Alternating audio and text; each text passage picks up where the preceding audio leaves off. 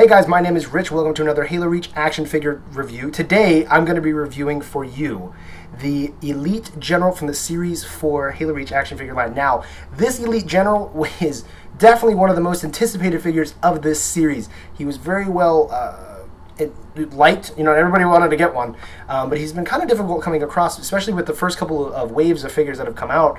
He wasn't released at a lot of the stores. Now, I picked mine up at a GameStop. You know, if you'd like, you can go there. Or you can purchase yours at entertainmentearth.com. Links in the description. Take you there. You can purchase it.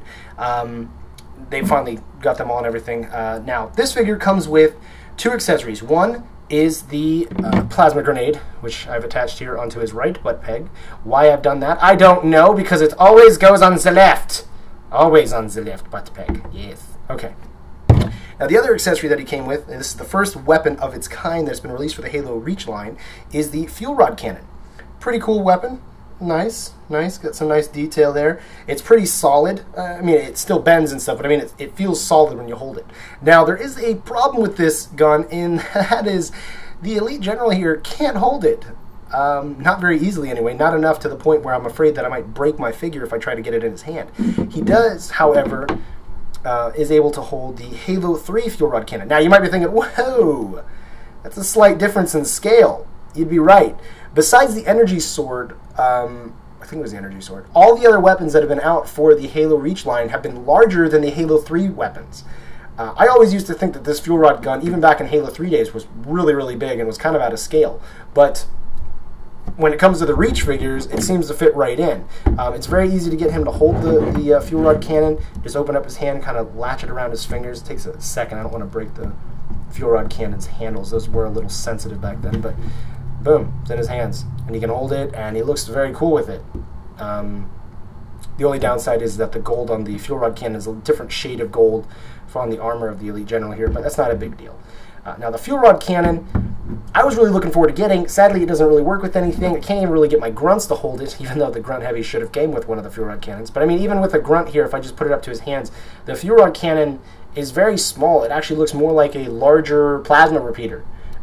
So that is a downside. If I do happen to figure out a way to be able to get the Elite or grunts to be able to hold the fuel rod cannon, I'll do a video about that. I didn't happen to have one of the blow jars with me, which is the usual way that I get the figures to hold their weapons that are a little more difficult. I didn't have one with me. But now, with the Elite General here, moving on to just the figure, I will say that McFarlane has done an outstanding paint job on this figure. Outstanding. Definitely one of the best of this series.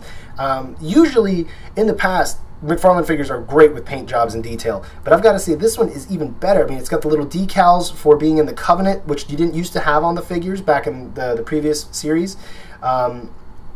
Let's see what else. The helmet is pretty cool here. It is removable. I like the helmet. It's nice. It's nice. Let's see what else. It's pretty much, and it's got standard articulation still. That hasn't changed. The feet are still rounded at the bottom, which I know is a problem for myself and a lot of other people. But the paint job is amazing, and if you're a collector or a display person, displayer collector, you'll love getting this figure. And if you want to keep it in a box, it still looks great.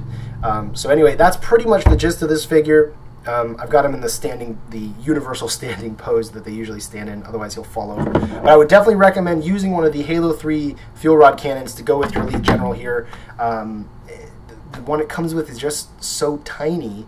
I guess that would be another example of McFarlane, instead of designing these things for the figures to be able to hold, they design them like to the letter for how they look in the game.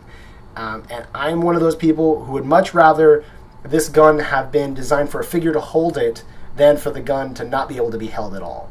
That's just me. It does come with a weapon peg, which you can put on the Elite's back right here if you wanted, but just want to let you guys know about that. Anyway, guys, thank you very much for watching. If you have comments or questions, post that down below, as usual. And also, as usual, comment down below what you guys think about this figure, because, you know, so other people come by can see what you guys think in addition to what my opinion is. Anyway, thank you very much for watching. Have a good one, guys. Good one? Great one? All right, yeah, okay. And bye.